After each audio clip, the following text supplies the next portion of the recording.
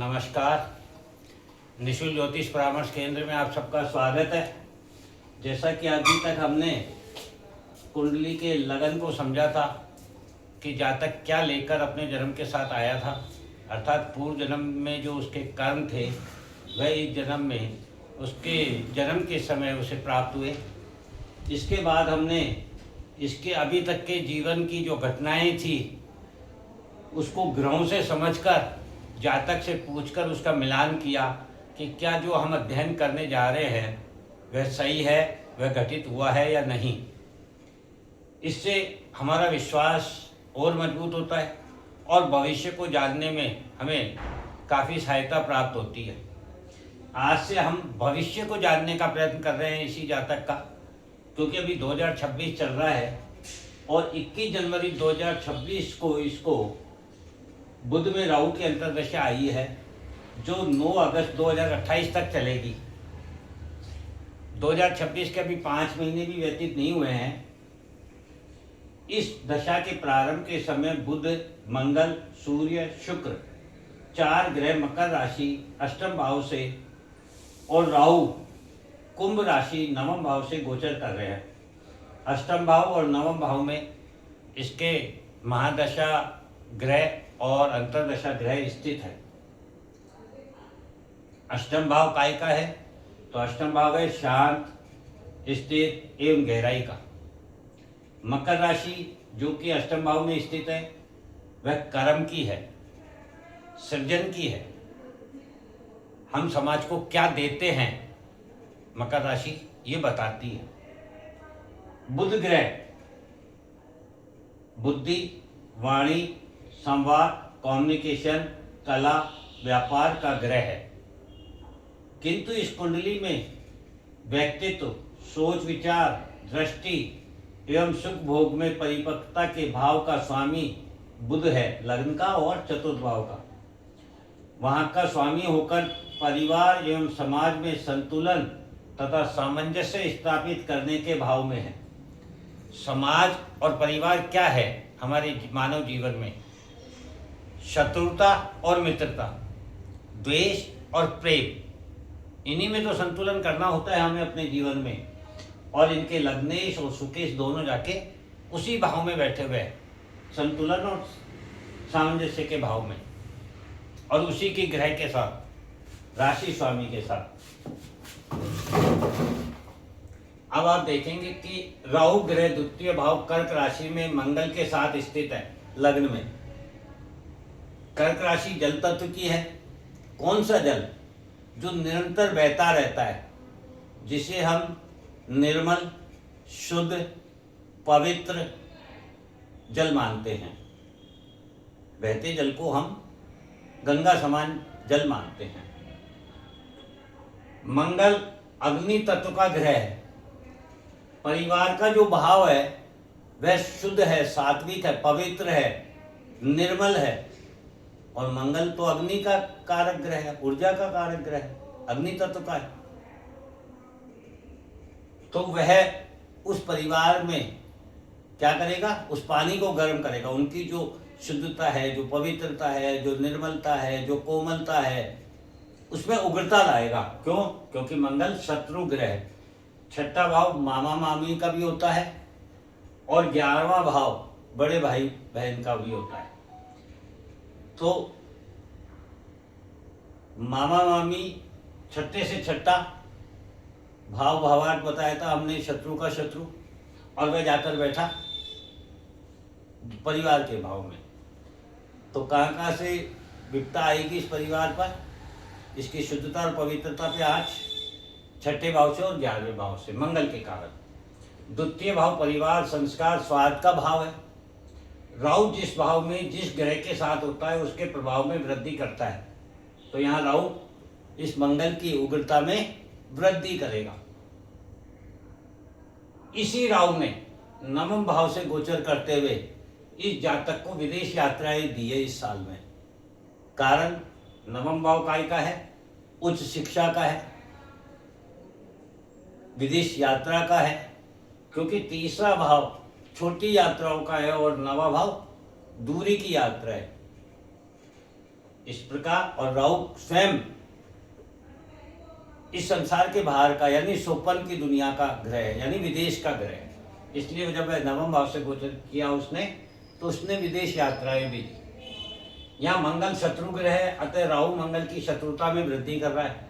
यही मंगल जब जातक के प्रारब्ध से मुक्त हो चुका है, अभी तक के जन्म से अभी तक का जो व्याख्या की इसके ग्रहों की दशाओं की, उसमें हमने आपको बताया कि ये समय जो अभी निकला, इसमें इसने अपने प्रारब्ध के जितने ऋण थे उससे अपने परिवार को मुक्त करवा दिया, और अब अपनी उच्च राशि में गोचर करके जातक के पंचम भाव को प्रभावी बना रहा है।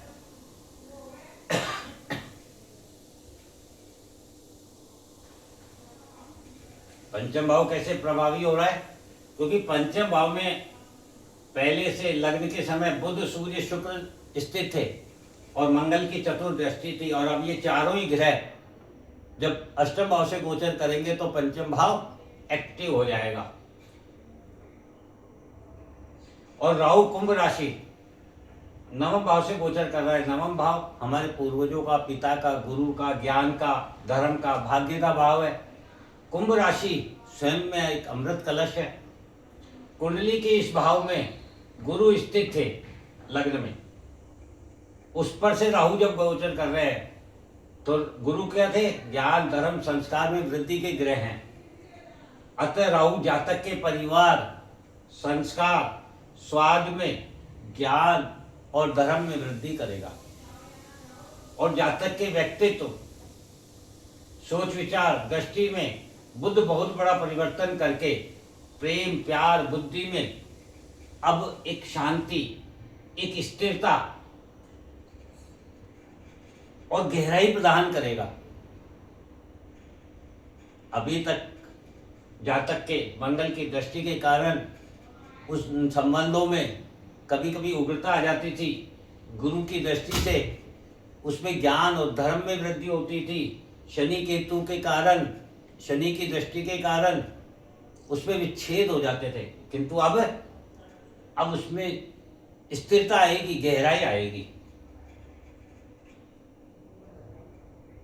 जातक अपना आने वाला समय अधिक से अधिक अपने कर्म पर ध्यान देगा। मकर राशि कर्म की है, कर्म पर ध्यान देगा। कई छिपे रहस्य उजागर करेगा, क्योंकि आठवां भाव छिपे हुए रहस्यों का है, और वहां जब सूर्य होगा तो वहां उग्रता होगी, प्रकाश होगा, तो उसमें वह सब चीजें बाहर आएंगी, दिखेंगी।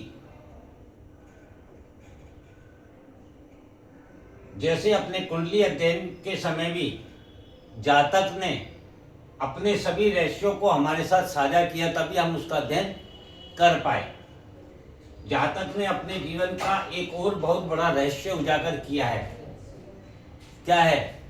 ऐसा रहस्य जिसे भौतिक युग में समझना बहुत ही मुश्किल है, क्योंकि हम अर्थ युग में जी रहे हैं, और अर्थ से जुड़कर हम सात्विकता को नहीं समझ सकते हैं।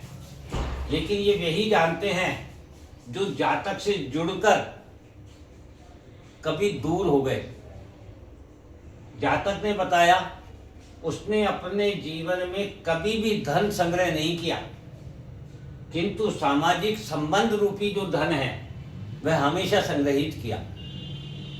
परिणाम स्वरूप जातक को अपने जीवन में कभी भी धन की कमी नहीं हुई।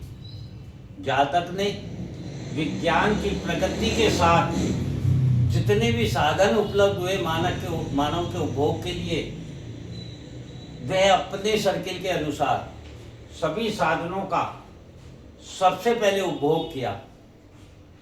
स्कूटर हो, कार हो, एसी हो, पंखा हो, कूलर हो, मोबाइल हो, पेजर हो, जैसे जैसे तरक्की होती गई, कंप्यूटर हो।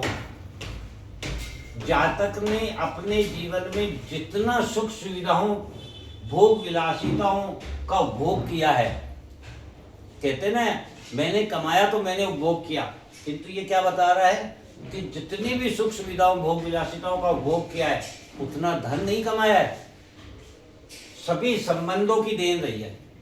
अर्थात ऐसे संबंध, सामाजिक संबंधों का धन इन्होंने जमा किया, जिसके कारण इन्होंने उसका उपभोग किया। जैसे आज आप 1 करोड़ का कोई मकान लेते हैं तो 1 करोड़ कमाने में आपकी बहुत समय, बहुत ऊर्जा और बहुत सेक्रीफाइस लगते हैं, किंतु उसी 1 करोड़ के मकान को जब आप 10-25 हज़ार रुपये के लिए किराए पर दे देते हैं तो वह व्यक्ति 25 हज़ार में उस 1 करोड़ का उपभोग कर रहा है, जिसमें उसने अपना समय, अपना धन, अपनी ऊर्जा, अपने सेक्रीफाइस को त्याग नहीं किया है। यही इसके साथ हुआ। इतना ही नहीं, जातक से जीवन में जो भी व्यक्ति संपर्क में आया उनका भी जीवन, अपने जीवन में कोई काम, कोई सुख भोग अधूरा नहीं रहा। सभी ने संतुष्टिपूर्ण जीवन जिया जब तक वह जातक के साथ रहा। सभी ने बिना धन के भी संतुष्टि एवं भयमुक्त जीवन का सुख भोग प्राप्त किया, आनंद प्राप्त किया। और जो जातक से दूर हो गया उसने भौतिक धन तो जमा कर लिया, किंतु मन का सुख, वह संतुष्टि, वह खुशी, वह भयमुक्त जीवन वो नहीं मिल पाया। जातक ने यह भी बताया कि जातक का जीवन भर ऐसा प्रभाव रहा सामाजिक कि जो भी जातक के जीवन से जुड़ा उसकी सुरक्षा निश्चित हो गई। अर्थात किसी को भी जब इस बात का एहसास हो कि ये व्यक्ति जातक के मिलने वाला है, जातक से जुड़ा हुआ है या जातक इसके साथ है, तो उससे फिर कोई भय नहीं रहा। समाज उसे भी उतना ही प्रभावी मानता था जो जातक के साथ जुड़ा होता था, जितना जातक को प्रभावी मानता था। लेकिन अब ये तो जातक बता रहा है, इसकी वास्तविकता वे ही बता सकते हैं जो जातक से जुड़े थे। अब अपन सबसे तो नहीं मिल सकते, इसलिए जो जातक ने बताया, जो इसकी कुंडली बता रही है, हमने उससे समझा है। और इसका कारण भी है, जो हम जब नवांश कुंडली का अध्ययन करेंगे ना, तब उस समय समझेंगे कि ये जो जातक बता रहा है वह सही है या गलत है। क्योंकि जातक जीवन में इतना प्रभावी क्यों था? जीवन कौन है? नवांश। लग्न कौन है? जो पूर्व जन्म से लेकर के आया है। तो इस जीवन में जो उसका प्रभाव रहा है सामाजिक, वह नवमांश बताएगा। तो नवमांश का जब अध्ययन करेंगे तब जातक की इन बातों का भी विश्लेषण करेंगे, क्या ये सही है या गलत है। जय हिंद, जय भारत।